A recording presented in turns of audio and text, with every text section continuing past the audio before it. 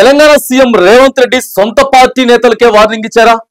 గాంధీ భవన్ లోకి గొర్రెలను తోలుకొచ్చిన వాళ్ళు ఎవరో, ఆ స్థాయి హంగామా ఎందుకు చేశారో ఆయన దగ్గర పూర్తి నివేదిక ఉందా? పదవులు రావాలంటే ఏదో ఒక యాగి చేయాలని తెలంగాణ కాంగ్రెస్ నేతల్లో అభిప్రాయం బలపడుతోందా? ఆ విషయం తెలిసే సీఎం సీరియస్ గా వార్నింగ్ ఇచ్చారా?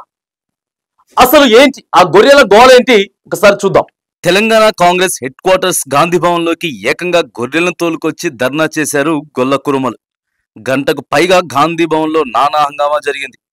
గొల్ల కురుమల కార్పొరేషన్ ఏర్పాటు చేయాలని డిమాండ్ చేశారు ఆందోళనకారులు. సమస్యలు చెప్పుకోవడం, వాటి పరిష్కారం కోసం ప్రభుత్వం మీద ఒత్తిడి పెంచే కార్యక్రమాలు చేయడం వరకు ఓకే, కానీ ఇలా ఏకంగా పార్టీ ఆఫీసులోకి గొర్రెలను తీసుకురావడం, అది సొంత పార్టీ నేతలే కావడాన్ని అస్సలు జీర్ణించుకోలేకపోతున్నారట పార్టీ పెద్దలు. మంత్రి పదవి ఆశిస్తున్న వాళ్ళు ఎవరో వెనుకుండి ఈ తంతు నడిపించి ఉంటారన్న అనుమానాలు పార్టీ నేతల్లో బలంగా ఉన్నట్లు తెలుస్తోంది. ఇటీవల మంత్రివర్గ విస్తరణలో మాదిగ సామాజిక వర్గానికి అవకాశం దక్కిన విధానాన్ని ఇన్ఫ్లేషన్ గా తీసుకొని ఉండొచ్చన్న అంచనా వేస్తున్నారట. కేబినెట్ బెర్త్ కోసం హైదరాబాద్ నుంచి ఢిల్లీ దాకా వివిధ వర్గాల పెద్దల్ని కలిసి ఒత్తిడి పెంచడం వల్లే మాదిగలకు అవకాశం దక్కిందన్న అభిప్రాయంతో ఉన్నారట మిగతా సామాజిక వర్గాల నాయకులు.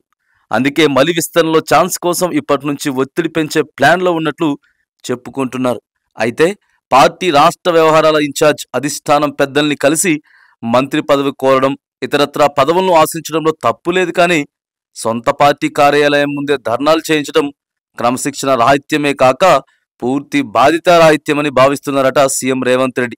ఆ క్రమంలోనే పొలిటికల్ అఫైర్స్ కమిటీ సమావేశంలో గొల్ల కురుమల ధర్నా వ్యవహారంపై సీరియస్ అయినట్లు సమాచారం.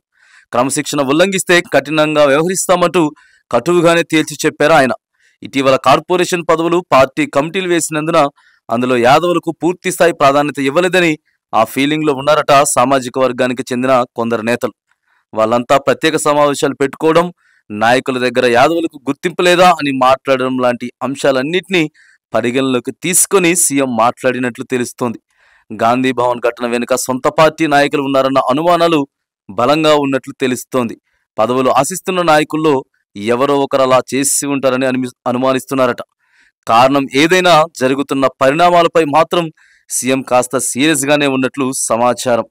పదవులు ఆశించడం, తమ సామాజిక వర్గానికి న్యాయం జరగాలని కోరుకోవడం తప్పులేదు, కానీ పార్టీ కార్యాలయాల ముందు ధర్నాలు చేయించడం అంటే సొంత అధికార పార్టీని అవమానించినట్లే కదా అన్నది కాంగ్రెస్ పెద్దల భావనట.